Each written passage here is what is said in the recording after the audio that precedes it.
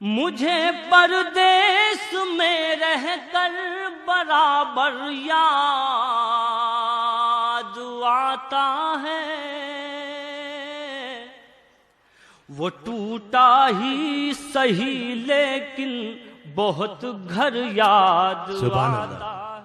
नमस्कार, आप देख रहे हैं न्यूज चक्र। मैं अभिसार शर्मा। दोस्तों, तो 7 चरणों वाला उत्तर प्रदेश का चुनाव खत्म हो गया और मैं जानता हूं आप सब वही सवाल लिए मेरे सामने खड़े होंगे कि इस बार उत्तर प्रदेश कौन जीत रहा है। और न सिर्फ उत्तर प्रदेश, उत्तराखंड कौन जीतेगा, पंजाब कौन जीतेगा, गोवा कौन जीतेगा, मणिपुर कौन जीतेगा। बहुत ज्यादा देर नहीं रह गया है, 10 तारीख को जो है नतीजे आने वाले हैं दोस्तों।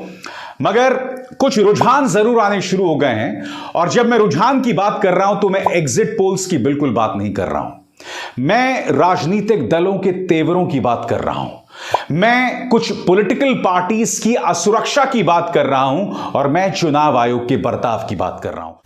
वो नहीं चाहते कि तू खबर की तह तक पहुंच, क्योंकि खबरों की इन्हीं गहराइयों में छिपा है राजनीति का असली खेल।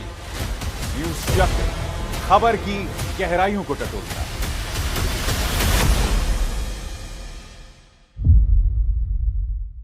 सबसे पहले दोस्तों, आपके स्क्रीन पर इस वीडियो को देखिए। यह वीडियो जिसमें आप साफ तौर पर देख सकते हैं कि जो पुलिस वाला है वो गुजरात पुलिस का है और जब ऊपर बैठे गुजरात पुलिस के कर्मी से किसी ने पूछा तो उसने कहा कि भाई योगी जी की ही सत्ता आने वाली है, यानी कि जिस शख्स के जिम्मे 7वें चरण के मतदान की सुरक्षा है वो खुलेआम पक्षपात कर रहा है, खुलेआम।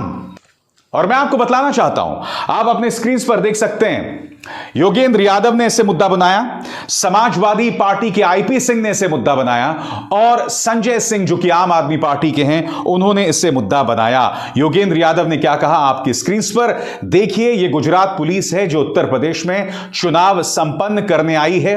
यह वीडियो आज 6 मार्च का है, नारायणपुर जिला मिर्जापुर से वाराणसी मार्ग पर। अब चुनाव आयोग का क्या कहना है? सवाल चुनाव आयोग से ही है।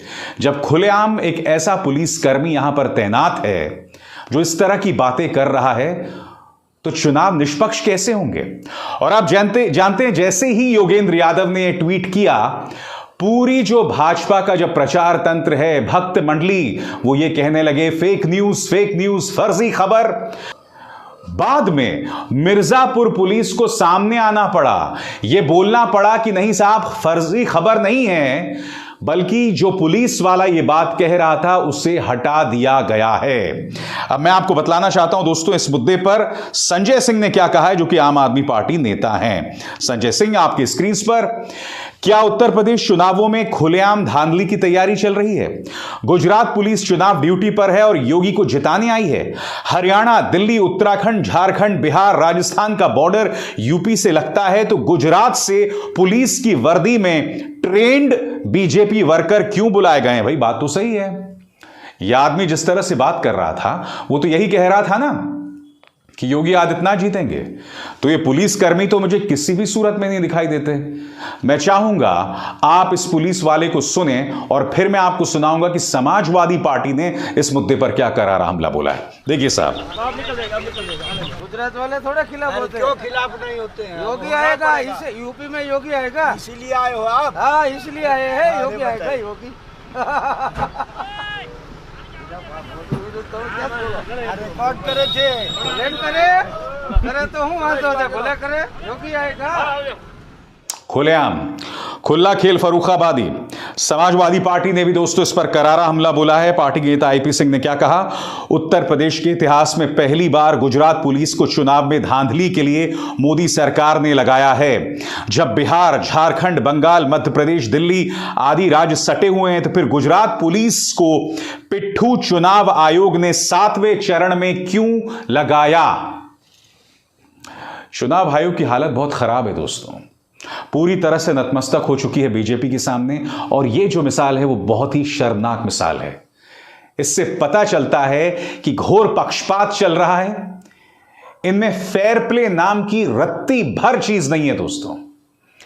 पहले तो भाजपा का प्रचार तंत्र इसे फेक न्यूज बताता है, फिर मिर्जापुर पुलिस को सामने आना पड़ता है कि साहब जो व्यक्ति ये बात कह रहा था उसे हटा दिया गया। मेरा कुछ और सवाल है आपसे, एक व्यक्ति को तो आपने हटा दिया है, मगर क्या आप मुझे भरोसा दिला सकते हैं कि गुजरात पुलिस से जो आप तमाम पुलिस कर्मियों को लाए हैं, तैनाती की है उनमें से अधिकतर की सोच ट्रेंड बीजेपी वर्कर्स की तरह नहीं है?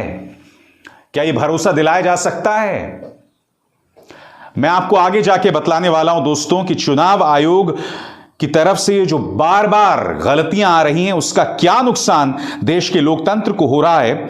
मगर मैं आपको बतलाना चाहता हूं कि किसान नेता राकेश टिकैत ने क्या कहा है, जो आपके स्क्रीन पर आने वाला है।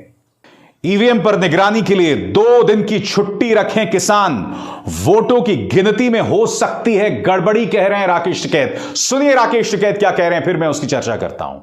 और ये करेंगे अपनी भाई वोट आठ दे रखी, उसकी गिनती ठीक करवाइयो, देखने आए यहाँ पर दोनों चीज यही है। तो सब किस तरह की आशंका है, कोई गड़बड़ी हो? ये जौन सी यूनिवर्सिटी है ना इनकी, वे हारे हुए को जीत कर पास कर दे, वे अपनी को निगार आ गई भाई।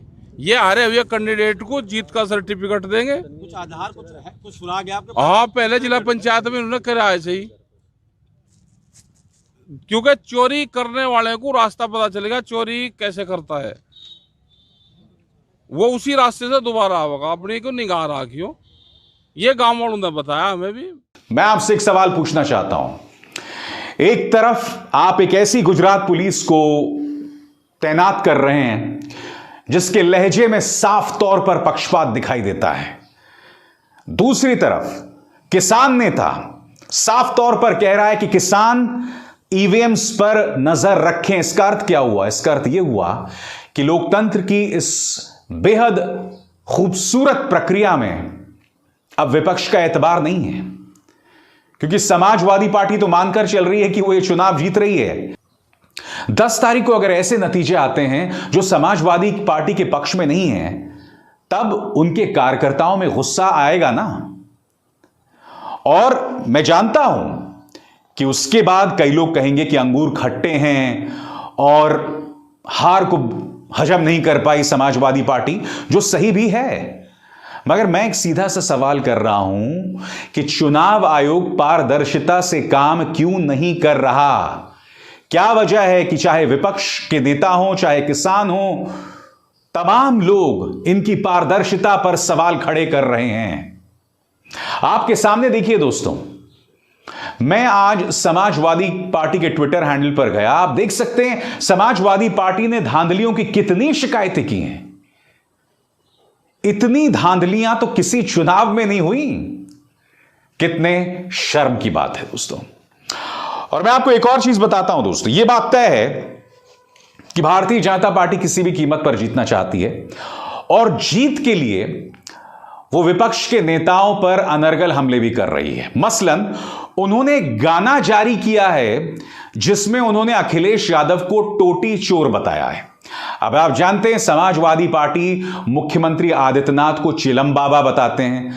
अब एक पक्ष किसी को चिलम बाबा क्यों कहता है मुझे नहीं पता, ये भाई अखिलेश ही बताएं।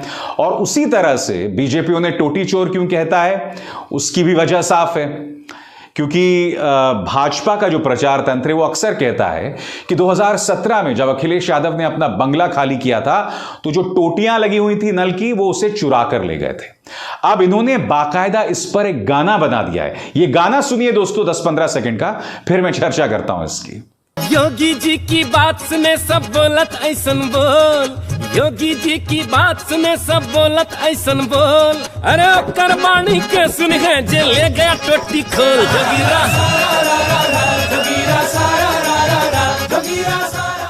तो सुना आपने भाजपा क्या कह रही है दोस्तों, पूरा एक गाना बना दिया साहब इस पर। भाजपा कह रही है टोटी टोटी करके भैया जीब गईल बा सूझ, आते ही चुनाव के अखिलेश बबुआ भइल कंफ्यूज, जोगीरा सारा रा रा रा रा, जोगीरा सारा रा रा रा रा। अब इसके जवाब में समाजवादी पार्टी ने क्या कहा है वो भी मैं आपको पढ़ के सुनाना चाहता हूं। चिलम से आप जानते हैं समाजवादी पार्टी यह मानती है कि मुख्यमंत्री आदित्यनाथ अपने घर में बैठ के चिलम पीते हैं, इसलिए उन्होंने चिलम पर तंज कसा है। यह देखिए साहब, चिलम से धुआं उड़ावत उड़ावत बब्बा का मुंह गया है सूज, 10 मार्च के मठ वापसी तय है, जावे मठमा मारे फूंक, जोगीरा सारा रारा। आगे अब दूसरा सुनो बीजेपी, टोटी टोटी खोजत खोजत संघ की शाखा में गए भाजपाई घुस, आपस में टोटी टोटी खेलत खेलत कौन सी जगह गई है सूझ, जोगीरा सारा रारा। अब भैया समाजवादी पार्टी वाले किस जगह को सुजाने की बात कर रहे हैं ये तो वही जाने बेहतर। मगर हो क्या रहा है दोस्तों, क्योंकि होली के मौसम की तरफ हम बढ़ रहे हैं और अक्सर होली में कभी कभी जब हम मजाक करते हैं तो ये जोगीरा सारा रारा वाला जो हिसाब किताब होता है, यानी कि वो अंदाजे बयां होता है, और जैसे कहते हैं ना बुरा ना मानो होली है, ये दोनों पार्टियां वक्त से पहले होली मना रही हैं और इसकी मिसाल ये है। दोस्तों मेरा क्या मानना है मैं आपको बताता हूं। वैसे तो मजाक की कोई हद नहीं होनी चाहिए, मगर अगर आप मजाक के जरिए किसी पर निजी हमले कर रहे हों और एक झूठ का प्रचार प्रसार कर रहे हों तो उस पर एक लक्ष्मण रेखा होनी चाहिए। मगर जैसे मैंने कहा ना, यह आप पर है कि आप किस पर किस तरह का मजाक करना चाहते हैं। मजाक तक सीमित हो, बात सही है, मगर जहर नहीं होना चाहिए, जहरीला प्रचार नहीं होना चाहिए, क्योंकि इस जहरीला प्रचार का यही मकसद होता है कि आप लोगों में बंटवारा पैदा करें, लोगों में खाइयां पैदा करें। यह चीज नहीं होनी चाहिए। और मैं शुक्रिया अदा करना चाहता हूं तमाम पॉलिटिकल पार्टीज का। मुझे डर था उत्तर प्रदेश के चुनावों से पहले कि सांप्रदायिक दंगे भड़काने का पूरा प्रयास किया जाएगा, और मुझे यह भी लगा था कि यह पहल बीजेपी की तरफ से होगी। बीजेपी ने ऐसा किया भी, मगर जनता ने उन्हें लिफ्ट नहीं दी। मुझे खुशी है दोस्तों कि उस तरह का जहरीला प्रचार इन चुनावों में शुरुआत में थोड़ा सा हुआ, बाद में नहीं हुआ। इस बात की मुझे बेतहाशा खुशी है। और मैं जानता हूं आपके जहन में अब भी वही सवाल होगा कि यह चुनाव कौन जीतने वाला है। इसलिए मैं आपके सामने ये 4 चेहरे पेश करना चाहता हूं। प्रधानमंत्री नरेंद्र मोदी, मुख्यमंत्री आदित्यनाथ, कांग्रेस के नेता प्रियंका गांधी वाड्रा और समाजवादी पार्टी सुप्रीमो अखिलेश यादव। मैं बहुत ही संक्षिप्त में आपको बताऊंगा कि इन चुनावों के क्या मायने हैं हर शख्सियत के लिए। सबसे पहले हम बात करते हैं प्रधानमंत्री नरेंद्र मोदी। अगर भारतीय जनता पार्टी ये चुनाव जीत जाती है और 200 से ऊपर सीटें ले आती है तो यकीनन प्रधानमंत्री नरेंद्र मोदी इस पर सवार होकर 2024 जीतना चाहेंगे। तो कहा जा सकता है कि जैसे ही आप उत्तर प्रदेश का चुनाव जीतते हैं 2024 की राह उनके लिए बहुत आसान हो जाती है। अब इस शख्स पर गौर करें, यानी कि मुख्यमंत्री आदित्यनाथ। मुख्यमंत्री आदित्यनाथ के लिए बहुत जरूरी है कि भारतीय जनता पार्टी बहुत ही कंफर्टेबली यह चुनाव जीत जाए, क्योंकि अगर वो सिंगल लार्जेस्ट पार्टी बनकर आती है, यानी कि 200 से कुछ कम, और अन्य दलों की जरूरत पड़ती है सरकार बनाने के लिए, तो एक बात तय मानी जा रही है कि फिर मुख्यमंत्री आदित्यनाथ जो हैं वो फिर से मुख्यमंत्री नहीं बनेंगे।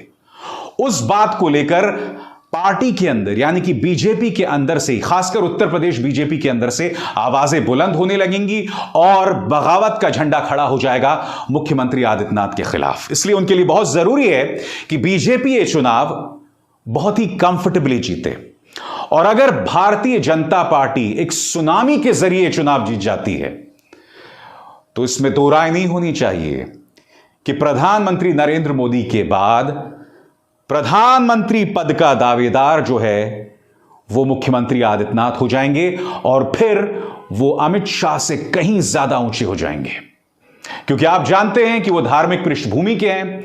अब उनकी हरकतें धार्मिक आध्यात्मिक हैं या नहीं उस पर विवाद जरूर है, मगर एक मठ के महाराज रहे हैं, गेरुआ भगवा वस्त्र पहनते हैं, तो भाजपा की जो धार्मिक इकाई है वो पूरी तरह से उनके साथ है। और ऐसे में अगर 250 से ऊपर या बहुत जबरदस्त सीटें उन्हें मिल जाती हैं तो यकीनन प्रधानमंत्री नरेंद्र मोदी के सही मायने में वो उत्तराधिकारी हो जाएंगे। अब बात करते हैं अखिलेश यादव की।